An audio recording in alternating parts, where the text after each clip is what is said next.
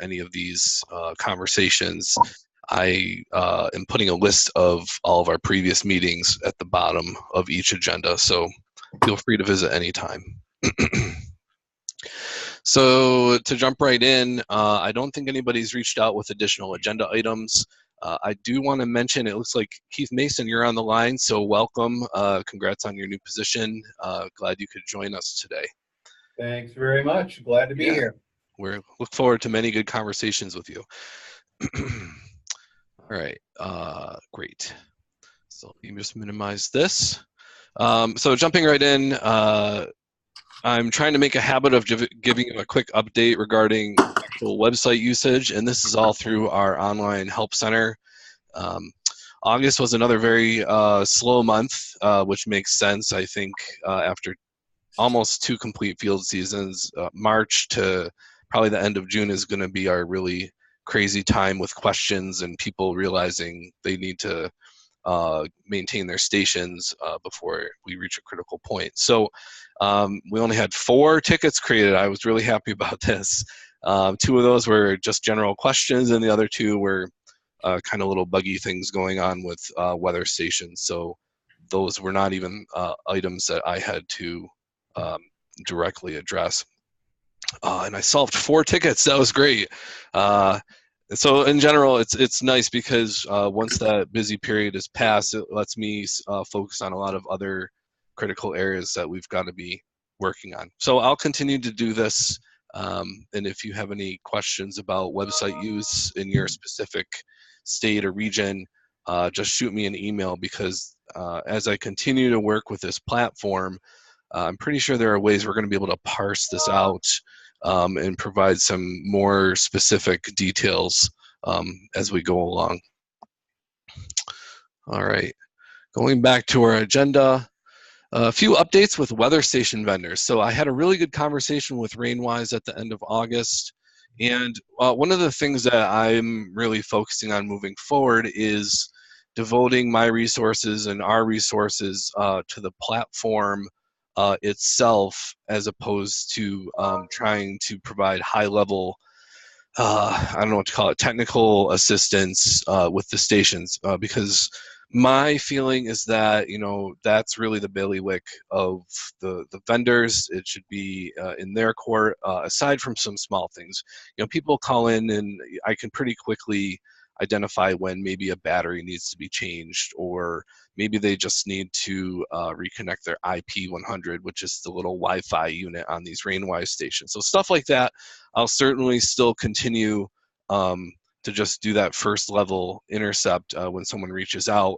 But Ralph Rummel, the service leader at RainWise, and I have worked out a ticket exchange system, again, using my help desk, to really bring that to the top of their queue. And at that point, it's definitely in their court and their responsibility to work directly with the station owner. So that said, one of the things we have going on with the site, and I'm hoping everybody can see my shared screen here. I'm going to blow this up so you folks can all see it. So one of the things on our website is we've got under weather stations these different kind of tutorials or walkthroughs. And when we get down here to things like maintenance guidelines, I don't know why that's so slow. Okay, or troubleshooting guide. We've in the past developed these internal documents, and so I'm working with RainWise to update these. I think there's portions in here that are actually out of date at this point. You know, I'll get calls or an email saying, yeah, I've worked through all of these steps down here, but stuff still doesn't seem to be working.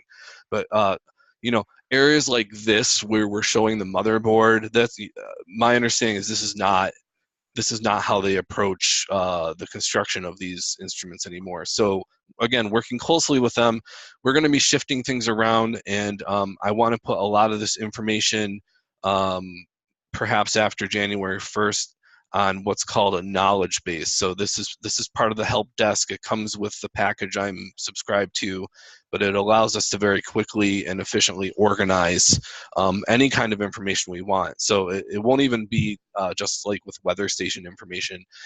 Moving forward, my hope is to have a lot more user support, FAQs, documentation regarding the models themselves, so that we can just weave this all in moving forward as we are redesigning the website as well. The ultimate goal is to make this more efficient, to remove the pain point of a grower who tries to perhaps solve his or her own problem first using these resources we have. They get nowhere, and then in the past maybe having a significant delay before either someone from NEWA or from RainWise gets in touch. So I think that's all I'll say on that. And again, as I go along, if you have questions or comments or ideas, just pipe up and I'll put them right in my notes here.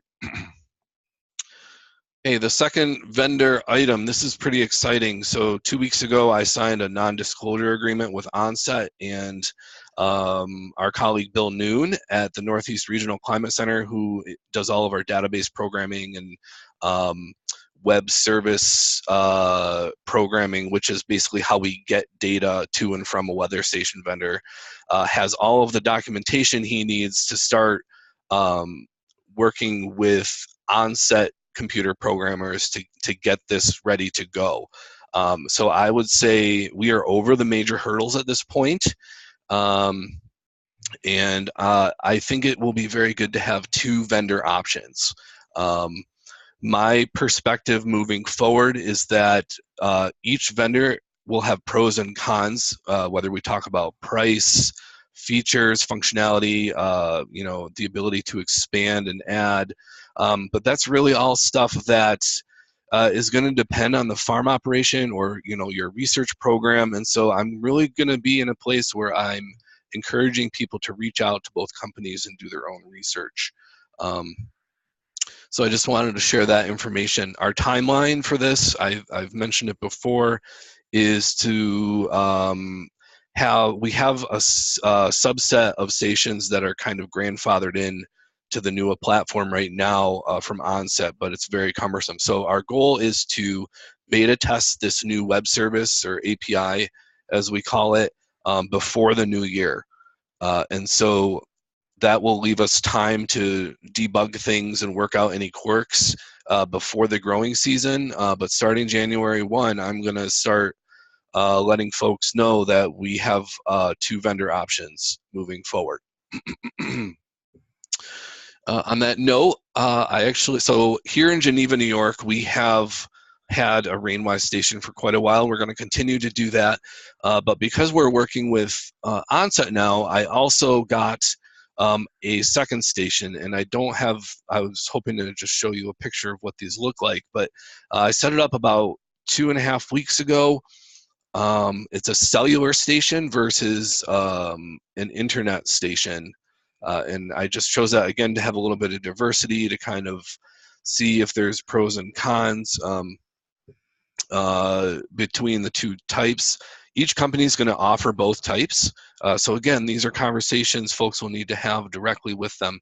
But just to give you an idea of output, we have all the same sensors that we have on our RainWise instruments. What you see here are just graphical outputs from the past week. And it's a lot of fun. RainWise also has these features, so you can look at stuff in real time. The main difference between a cellular station and an internet station that's connected to either internet or via Bluetooth or something is the upload interval. So with a cellular station, the most you can do in either case, I think, is 15 minutes, and that's to stay within like the price point for a cellular data plan. But we have solar radiation here, air temperature at 6 feet off the ground. This is something I'm going to promote a little bit, is gathering a bit more specific information moving forward for new weather stations. So, this sensor is just under 2 meters off the ground. We have relative humidity, rain, wind speed, gust speed, wind direction.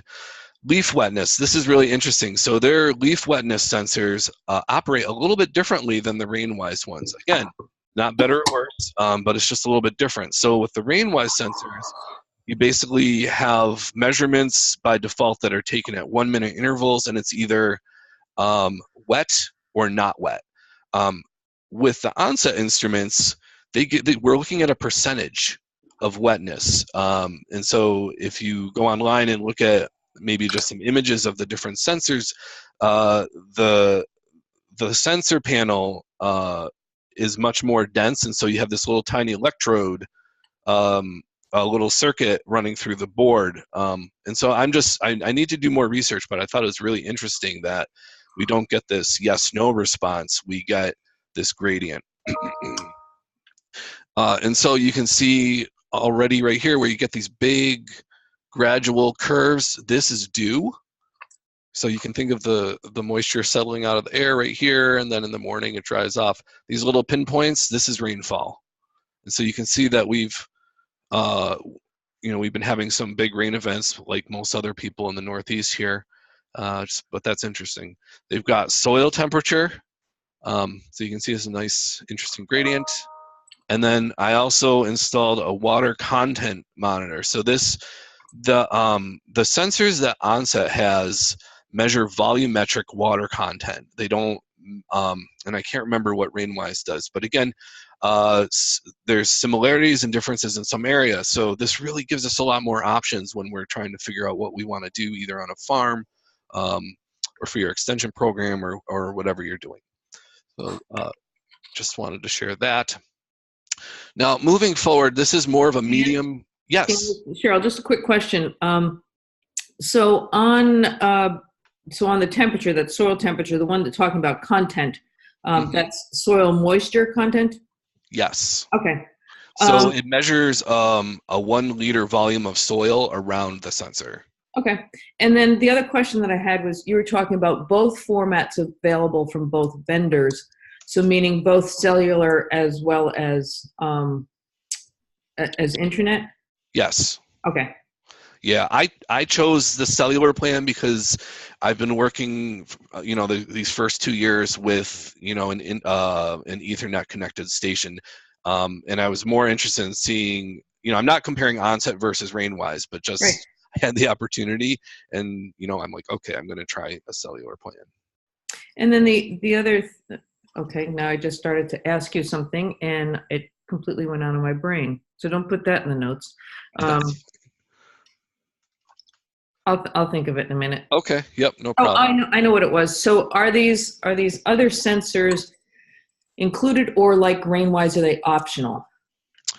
So what I'm doing with Onset is we're coming up with a standard specification, and their customer service department, if you or growers say, I want to buy a station for NEWA, they're going to be able to call a specific package. And so it will be similar. So the water content, the soil moisture will be optional. I think everything else, because it's worked well to this point, will be standard features. And I don't know what the exact cost will be yet, but I will share that information. Okay, I was just wondering if the base package was going to be the same as pretty much with RainWise, and then you get the optional soil moisture, soil temperature, whatever other optional types of probes you wanted. Yes, absolutely. Okay, great.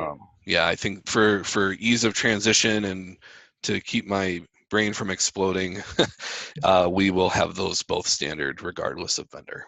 Thank you. Okay. Dan, I had a question about the leaf wetness. Yeah. So that percentage, is that like the percent of the interval that was wet? So is it a percent of time, or is it like percent of the area of the sensor? Or yeah, that's a great question, Keith. And so we do need to follow up on that because I don't know the answer.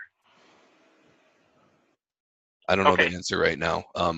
But that is on my list. I'll be talking to them again in a week or two once they are ready to start testing the API. So, okay. Any other questions on this particular topic?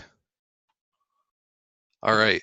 The last thing I'm going to mention with Onset, and this is just by coincidence, is that they have just released 2 weeks ago a new system that is compatible with any of their weather stations that we are going to be working with. And that, again, that's just by happy coincidence, but there's going to be some research needed in development. But basically this system you can set up these little inexpensive wireless sensors for anywhere from, you know, $150 to $250, depending on what you want. And they communicate with each other, and then they communicate back to your base station and send that to the internet. You can stagger these. So, and I'm testing this out in Geneva. I'm going to set them up in the next week or two. But they're saying that you can put these out at 1,500 feet line of sight for the first one. But if you want to go further than that, they will communicate directly with each other. So you could technically stagger these every 1,500 feet. And so my idea here is, you know, I think this would be a really neat thing to start thinking about on NEWA. Again, not in the short term because we got a lot of stuff going on, but you know, if these work as well as folks say, and I think if we as a group think that they're going to work well, you know, I can easily see these becoming an interesting part of NEWA. So right now they've got all of the standard measurements. They do not have a leaf wetness sensor yet, but that's at the top of their list because I'm saying, yeah, I want to try this out because we have a lot of researchers here. Because, you know, I think all of us understand, you know, when you have our standard leaf wetness sensors that are like 6 feet off the ground or, you know, even set away from a field, the conditions are very different from those microclimates, no matter what crop you're talking about. So I think it'll be really interesting to test these out at specific locations and really run them through their paces. So again, this is brand new, nothing in the short term, but it's definitely on my mind, and I will be testing them out this fall, just on my own station. It's not going to be hooked to NEWA. Okay. All right. The rest of the time, I want to give you some more detailed updates about our website rebuild. This has been a very long process. I feel like the dam has kind of broken, so to speak. We've been having a lot of really good conversations between New York State IPM program, which is where NEWA is, with Northeast Regional Climate Center. And at this point, Cornell Information Technologies has a custom development group who we are going to be working with. I'm figuring out specifically how all these pieces would fit together and how we can all really come up with a solid approach. So the timeline for this, so within the next week, we're trying to get a solid cost estimate for all of the pieces that need to be built in an ideal situation. So this includes a user profile system. This includes behind the scenes work. This includes design work and stuff like that. I'm not going to go into really technical details, but I just want to share a few websites with you that kind of start to give you a sense of where we hope to be going. So let me just close out some of these here. Okay, so in general, the approach we've all agreed on is that we kind of an off-the-shelf or out-of-the-box approach where we just say, hey, this system, this content, I don't know if any of you work with websites, but there's this idea of a content management system. So WordPress is an example, Drupal is an example. But what we've decided is that, you know, in terms of managing information, kind of the back side of that is really useful, but the front side, like the part that we all see, is really restrictive, especially when we're talking about the need to present on different screen sizes. We need to have a really fast site where everything loads quickly, and so a lot of thought is being put into that. So just to give you an example of what I'm talking about, UPenn admissions. Okay, so on the back end of this site, they have a standard content management system.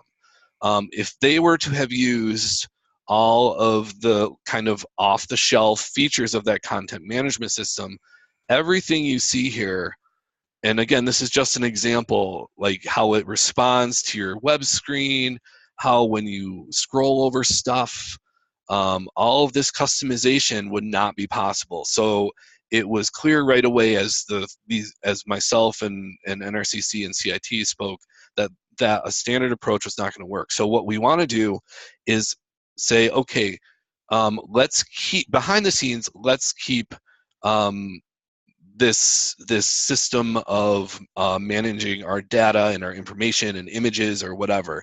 But on the front end, and this is really where the strength of our partners at NRCC come in, including Keith and Alex Simferos and Bill Noon come in, is that they can use a programming language called React, JavaScript, to build something like this. And so with an understanding of what's got to happen, we're in the final sprint of getting that cost estimate so that we know exactly what we have to overcome in order to get the site that we really want based on all of the user feedback, all of the extension collaborators, our meeting back in March, the survey we've done, so on and so forth. And then just for fun, like the really big example I keep coming across of a site that uses this approach is Airbnb. So the way they're able to really customize their site for users is by taking this integrated approach. So by this time next month, I should have some really specific details. We should have a plan in place, and we should be taking solid steps to actually get this done. Okay. Okay. The last thing I want to mention to the group, this is still an idea that's forming in my mind, is that, so NEWA obviously is a nonprofit, NYSM IPM is a nonprofit, but there's this big question since I've started about, how do we sustainably fund this? I know you all work very hard to do the annual fee, which supports all of our administrative stuff and will be supporting a significant part of this rebuild. But I really want to start thinking about, okay, what we need a plan. Like I need a plan so that we're not just like, oh, okay, yeah, let's, maybe this amount would work or so. So what I want to do, and I've already made a few connections, is that there are business students here at Cornell in the Johnson School of Management, and I just want to start some conversations. I'm thinking of students right now because there's a very clear path with some other folks I've been talking to who already have them kind of working on projects where they're looking for stuff to do. So I'm going to start with them just to start gathering ideas, and I will certainly keep you all in the loop and probably ask for some feedback at a certain point so that we can start generating some ideas to really develop a solid approach.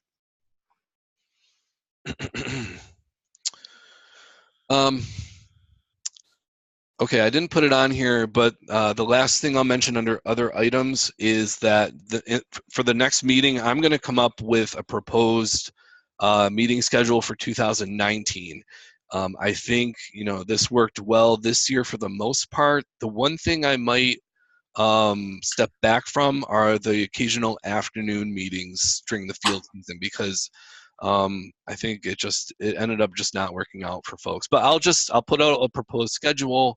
You can all reply individually on that or in the meeting, whatever is fine. And I will do that before our October 26th meeting.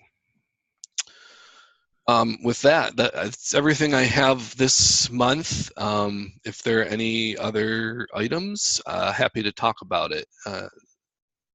Any other topics? Okay, well, that's it. Like I said, this will be up on YouTube probably by Monday. I'll add a few extra notes to this document here, and I will send that at the same time. So thank you very much, and we will talk soon. Thank you, Dan. All righty. Thanks, Dan. All right. Talk to you later. See ya.